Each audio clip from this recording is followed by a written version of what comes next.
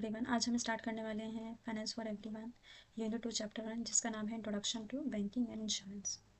RBI RBI को bankers का bank कहा जाता है। ये सारे के सारे बैंकों के ऊपर में नज़र रखता है कि एंटायर बैंकिंग सिस्टम कैसे काम कर रहा है, ये उसको ध्यान में देता है। ये और बैंकों की तरह जनरल पब्लिक से मीटिंग नहीं करता है, इंटरेक्ट नहीं करता है। इनको दो कैटेगरीज में डिवाइड किया गया है।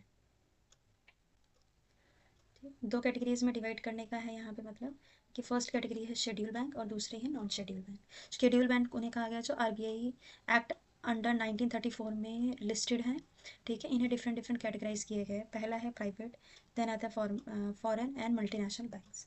कुछ कॉरपोरेटिव बैंक्स भी होते हैं जो इनके क्राइटेरिया को फुलफिल करते हैं, तो ये इसी का हिस्सा माने जाते हैं। इसलिए नॉन शेड्यूल बैंक उन्हें कहते हैं जो आरबीआई एक्ट 1934 के अंडर में लिस्टेड नहीं है, बट ये आरबीआई के गाइडलाइंस को फॉलो करते हैं। अप्रॉक्सीमेट इंडिया के अंदर में 1458 नॉन शेड्यूल बैंक अवेलेबल हैं। रूरल बैंक इन्हें कहते हैं जो मिनिस्ट्री ऑफ फाइनेंस के अंडर में रजिस्टर्ड होते हैं, गवर्नमेंट ऑफ इंडिया के अंडर में काम करते हैं। इनके ऑपरेशंस जो होते हैं वो बहुत लिमिटेड होते हैं। ये ऑलमोस्ट क्रिएट इसलिए किए गए ताकि बेसिक बैंकिंग और फाइनेंशियल सर्विसेज जो वो रूरल एरियाज़ में प्रोवाइड कर सकें। इनका मेन जो काम होता है वो फैसिलिटेट करना है छोटे स्मॉल फार्मर्स को या मार्जिनल फार्मर्स को लोन, ताकि वो फसल को अच्छे से ग्रो कर सके, वो अपनी बेसिक नीड को पूरा कर सकें। कहता है पब्लिक सेक्टर बैंक, जिनके ये वो सारे बैंक होते हैं जिन जो गवर्नमेंट के पास में मोर देन 50% शेयर्स होते हैं। ठीक है, और कुछ प्राइवेट के पास में होते हैं। इनका ज़्यादातर ये जो लिस्टेड होती है स्टॉक एक्सचेंज में लिस्टेड होती है, जैसे पीएनबी हो गया, एसबीआई हो गया। इनका मेन काम होता है सोशली वेलफेयर को बढ़ावा देना। ठीक है, प्राइवेट सेक्टर बैंक जो more than 50% share privately managed होते हैं।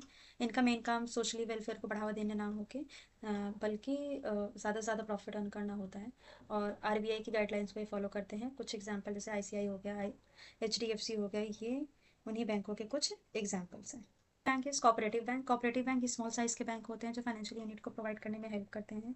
ठीक है, ये इस्टेब्लिश इसीलिए किए गए थे ताकि फंड्स को, शेयर्स को एक्सेप्ट किया जा सके, लोन प्रोवाइड कर सके। ये आरबीआई के अंडर में रजिस्टर्ड होते हैं। ठीक है, और ये स्टेट कोऑपरेटिव सोसाइटी के भी हिस्सा होते हैं। ये ज़्यादातर अर्बन और रूरल दोनों जगह पे पाए जाते हैं। कि कुछ एग्जांपल्स है Rajasthan and Maharashtra state cooperative banks, जो कि वहाँ पे बहुत सालों से काम कर रहे हैं। One is foreign bank. Foreign bank की बात करें, ये रेगुलेशन ऑफ बोथ, है ना, ये डोमेस्टिक बैंक और फॉरेन बैंक दोनों के बीच में कोलैप्स को बढ़ाता है। ज़्यादा से ज़्यादा ये होस्ट कंट्रीज़ को फैसिलिटीज़ प्रोवाइड करता है। ठीक है, ताकि वो बाहर देशों में जा सके। सब्सिडरी बैंक की तरह ये काम करता है। ठीक, और इसका एक एग्जांपल है HSBC। ये बैकवर्ड सेक्टर को प्रमोट करने के लिए, इकोनॉमिक के डेवलपमेंट के लिए बनाया गया था। चाहे वो इंडस्ट्री हो, एग्रीकल्चर हो, एक्सपोर्ट इंपोर्ट को बढ़ावा देना हो गया, फिर हाउसिंग हो गया। ठीक है, इन्हें फाइनेंशियल इंस्टीट्यूशन के नाम से भी जाना जाता है। एक्सपोर्ट इंपोर्ट बैंक, ये इनका मेन काम होता है इंपोर्ट और एक्सपोर्ट को ज़्यादा से ज़्यादा बढ़ावा देना, प्रमोट करना, ताकि फॉरेन ट्रेड को किया जा सके। ठीक है, ये फाइनेंस एंटिटीज़ को प्रोवाइड करती है किस फील्ड में, कि ज़्यादा से ज़्यादा इंपोर्ट और एक्सपोर्ट को इंक्रीज़ करे और कमर्शियल बैंक्स को ज़्यादा से ज़्यादा इन फेवर टू बैंक्स लेके आए। हाउसिंग बैंक, ये प्रोवाइड करता है हाउस सेक्टर को। ठीक है, लोन प्रोवाइड करता है जिसको घर बनाना हो, रिपेयर करना हो, एक्सेट्रा, या फिर घर खरीदना हो, तो ये सारी चीज़ें फैसिलिटीज़ प्रोवाइड करता है। सेविंग बैंक किसे कहते हैं, जो हमारे डिपॉजिट्स को बैंक में रखता है, उसके ऊपर में इंटरेस्ट देता है, जब हमें ज़रूरत होती है हम तब निकाल सकते हैं। टर्म डिपॉजिट किसे कहते हैं, टर्म डिपॉजिट का मतलब होता है आप लॉन्ग टर्म पीरियड के लिए कोई अमाउंट जमा कर रहे हैं, और बैड सिचुएशन में आने के से पहले जो आप फाइनेंशियल प्लानिंग कर रही है उसमें हेल्प करता है। आप इसे तब तक नहीं निकाल सकते जब तक टाइम पीरियड पूरा नहीं हो जाता। ठीक है, और हाँ, ये इसके बेसिस पे आपको लोन भी बहुत ईजिली अवेलेबल हो जाता है। सेविंग अकाउंट से डिफरेंट होता है, ये सारे ट्रांजेक्शन्स को रिलेट करता है डे टू डे लाइफ की। ज़्यादातर इसमें डिपॉजिट्स ली जाती है। बहुत ये प्रोफेशनल लोगों के लिए होता है। इसमें लिक्विडिटी बहुत ज़्यादा होती है, कोई लिमिट नहीं होती आप कितनी भी ट्रांजेक्शन कर ले, क्योंकि लिक्विडिटी ज़्यादा होती है, इसलिए इस पर कोई इंटरेस्ट नहीं मिलता है। पैन कार्ड हो गया, आधार, एड्रेस प्रूफ हो गया। ठीक, एड्रेस प्रूफ में आप कुछ भी दे सकते हो, पासपोर्ट दे सकते हो, लाइसेंस दे सकते हो, वोटर आईडी कार्ड दे सकते हो। केवाईसी फॉर्म आपको फिल करना पड़ता है ना, और जब केवाईसी फॉर्म आप फिल कर देते हो और आपकी बैंकिंग सिस्टम एक्सेप्ट कर लिया जाता है, तो आप उस बैंक के कस्टमर बन जाते हो। डिफरेंट टाइप ऑफ लोन होते हैं। डिफरेंट टाइप ऑफ लोन में फर्स्ट लोन आता है एजुकेशन लोन।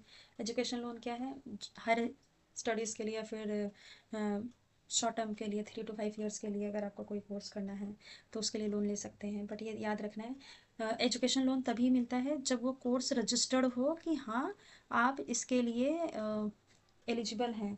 ठीक है, जैसे आपको अगर बीए करना है और आप यूँ सोचें कि बीए करने के लिए आपको लोन मिलेगा, नहीं मिलेगा। बट अगर आपको एमबीबीएस करना है प्राइवेट इंस्टीट्यूशन से, है ना, और उनको लगता है कि हाँ ये रिकवर हो सकता है, तो इसके लिए मिल जाएगा। M next, consumer durable loan कौन से, जब हम कोई चीज़ खरीदते हैं तब हम लोन लेते हैं। लोन इन द सेंस हम किस्त बनवा लेते हैं ना, ज़्यादातर 3 सालों के लिए। ये ज़रूरी नहीं है कि आपका बैकग्राउंड कैसा हो, तो आपको ईएमआई पे ईजिली चीज़ें अवेलेबल हो जाती है यूजुअली। ये लोन जिनकी एज 21 साल या उससे ज़्यादा, उन सबको प्रोवाइड कराई जाती है अप्लाइंसेस खरीदते हुए। व्हीकल लोन किसे कहते हैं, जब आप 2 व्हीलर या 4 व्हीलर कोई गाड़ी खरीदते हैं तब आपको ये लोन प्रोवाइड किया जाता है। इसमें गारंटर की कोई ज़रूरत नहीं होती है ना। और इंटरेस्ट रेट भी थोड़ा कम ही होता है। आप इसको 60 मंथ तक अप्रूव करा सकते हैं, यानी 60 महीनों तक आप इसमें ईएमआई पे कर सकते हैं। होम लोन्स किसे कहते हैं, होम लोन्स ये एक इंस्टीट्यूशन होता है जो आपको घर खरीदने में या बनाने में या फिर रिकंस्ट्रक्ट करने में हेल्प करता है। ठीक है, फीचर्स यानी बेनिफिट्स क्या होते हैं होम लोन के, हमें इजीली अवेलेबल हो जाता है, इंटरेस्ट रेट सबसे कम होता है इसका, हम लंबे टाइम पीरियड तक इसको भर सकते हैं, टैक्स बेनिफिट्स मिलते हैं। फिर लोन्स को 3 कैटेगरीज में डिवाइड किया गया है। 3 कैटेगरीज में पहला आता है शॉर्ट टर्म, जो 1 साल के अंदर फिनिश किया जाए उसे शॉर्ट टर्म कहते हैं। मीडियम टर्म टर्म उसे कहा जाता है जो 1 और 3 साल के बीच में पे किया जाए। लॉन्ग टर्म उसे बोलते हैं जिसको पेमेंट करने में 3 साल से ज़्यादा का वक्त लग जाए। Thank you for watching.